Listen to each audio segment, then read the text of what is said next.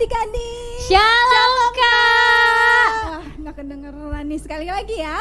Shalom adik-adik. Shalom Kak. Apa kabarnya nih hari ini? Luar biasa. Luar biasa. Ketemu lagi nih sama kakak-kakak di sini, ada Kak Ica, Kak Putri, Kak Vina. Sebelum kita memuji nama Tuhan, kita berdoa dulu ya, yang nanti dipimpin oleh Kak Putri. Silakan Kak Putri. Mari kita bersatu dalam doa.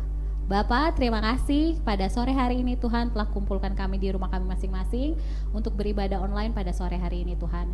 Pimpin sertai ibadah kami dari awal pertengahan hingga akhirnya, biar nama Tuhan saja yang dipuji dan dipermuliakan. Sebentar kami akan memulai ibadah kami siap untuk memuji memuliakan nama-Mu. Hanya di dalam nama Tuhan Yesus Kristus, haleluya, amin. Yuk kita bangkit berdiri biar lebih semangat, kita mau naikkan pujian Aku Anak Sekolah Minggu. Yuk Kak Kimung.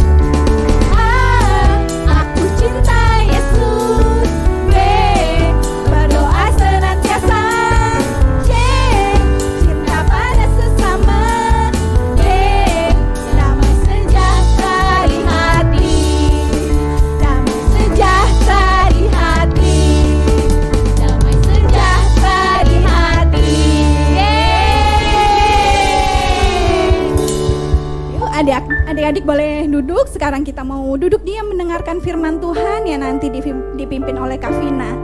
Kita naikkan dulu satu pujian, Ku Mau Cintai Yesus.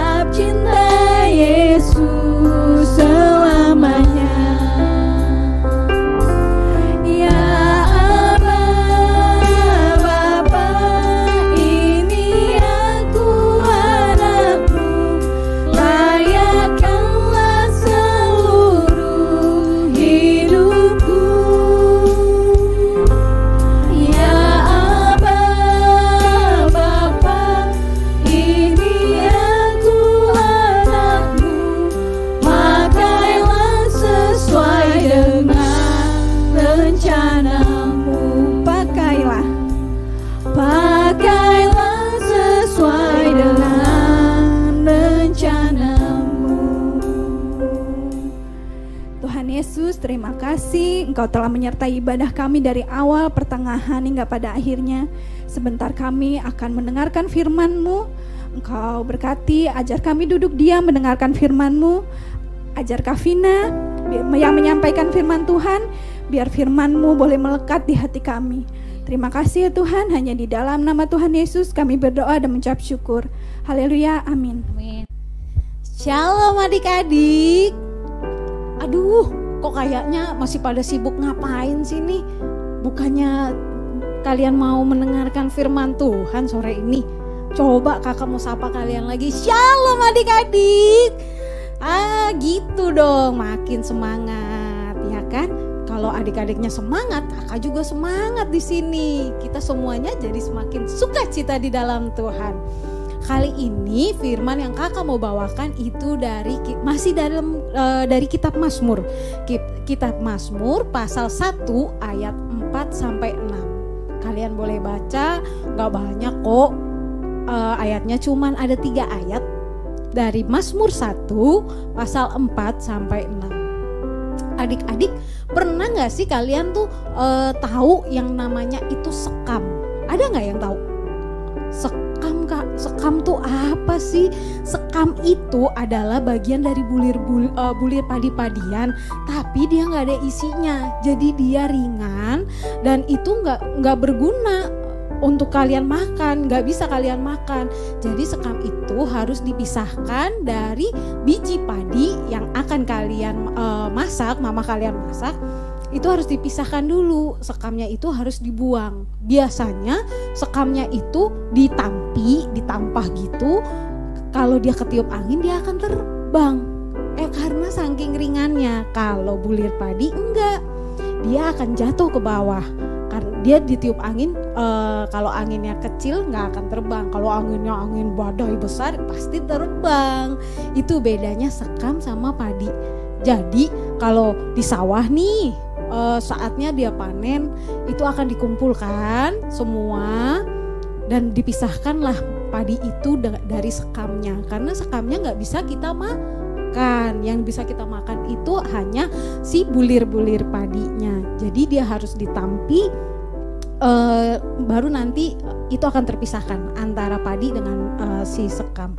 Di Mazmur tadi itu, Mazmur 1 ayat 4 sampai 6 itu mengatakan kalau orang fasik itu sama seperti sekam yang diterbangkan angin.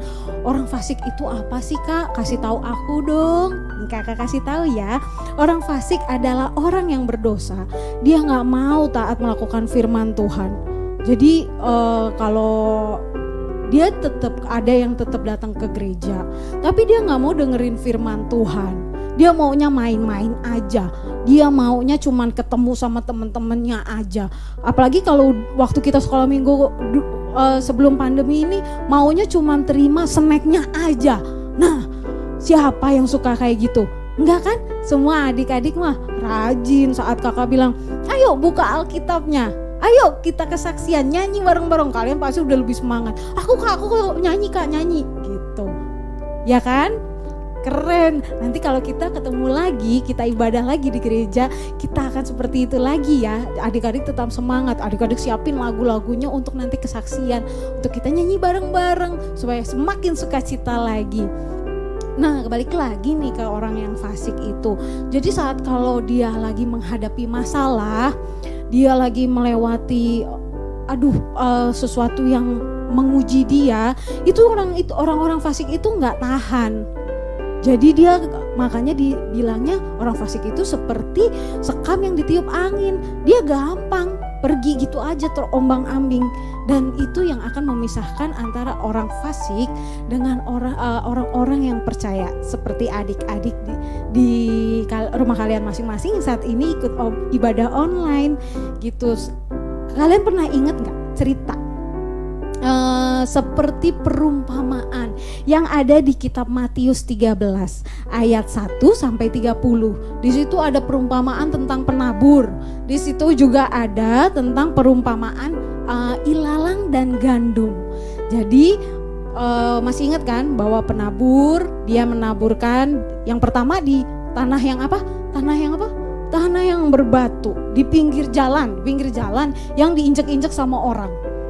Jadi benihnya itu jatuh, gak lama belum juga tumbuh, belum juga berakar, udah diinjek-injek orang akhirnya mati.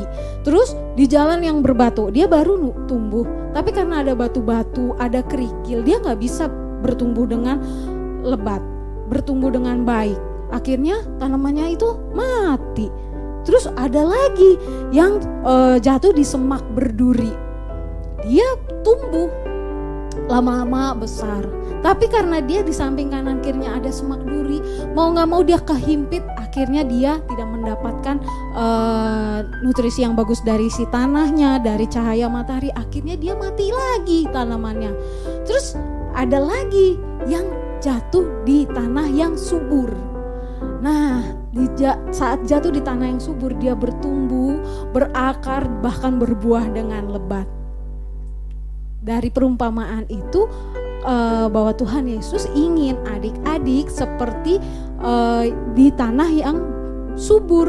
Saat kakak menyampaikan firman, kalian mendengarkan, itu kalian jadi seperti tanah yang subur.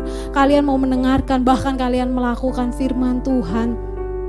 Itu yang Tuhan Yesus inginkan buat adik-adik. Gak cuma adik-adik, kakak juga begitu.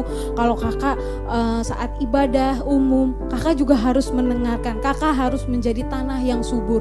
Karena dengan tanah yang subur, kakak akan bertumbuh, berakar, bahkan berbuah lebat.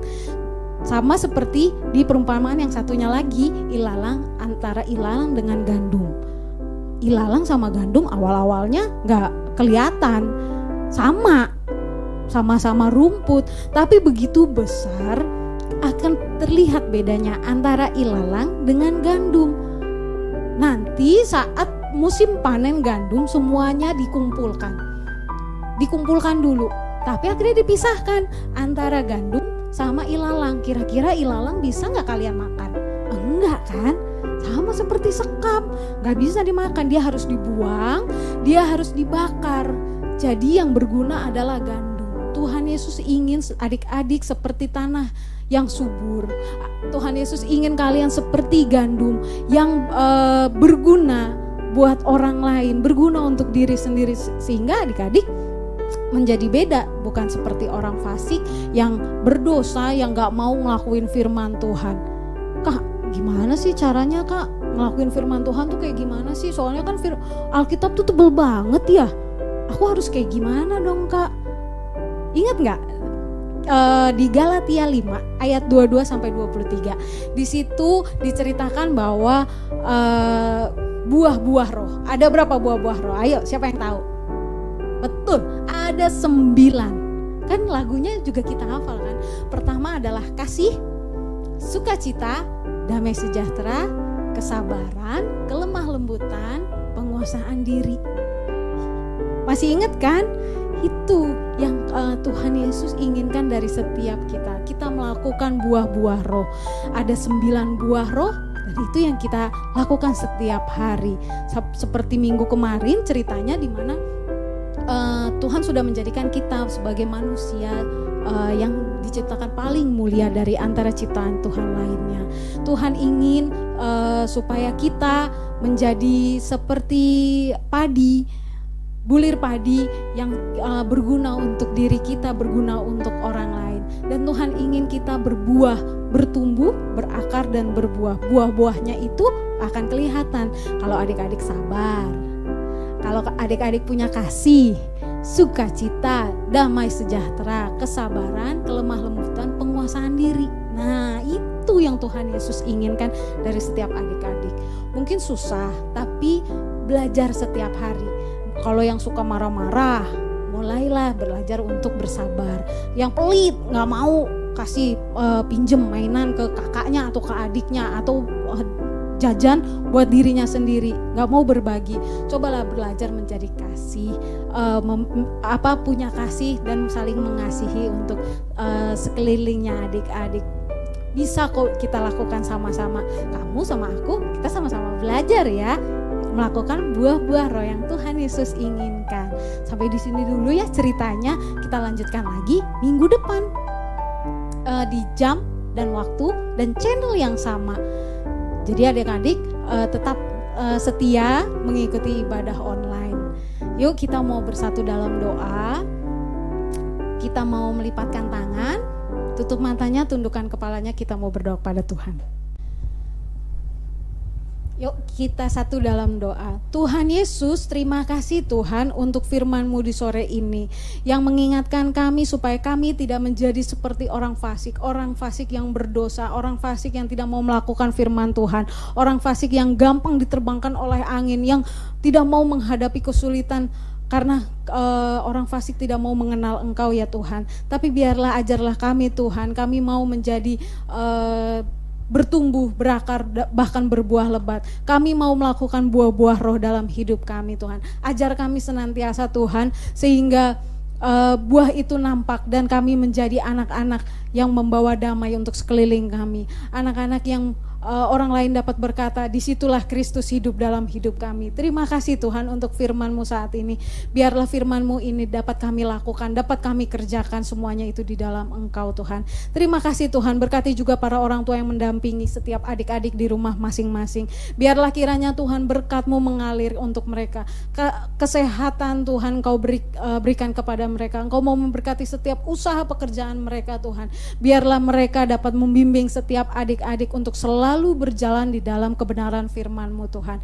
Terima kasih Tuhan, kami serahkan doa kami ini hanya ke dalam tangan kasih-Mu. Hanya di dalam nama-Mu Tuhan Yesus Kristus kami sudah berdoa dan mengucap syukur. Yang cinta Tuhan Yesus katakan sama-sama, amin.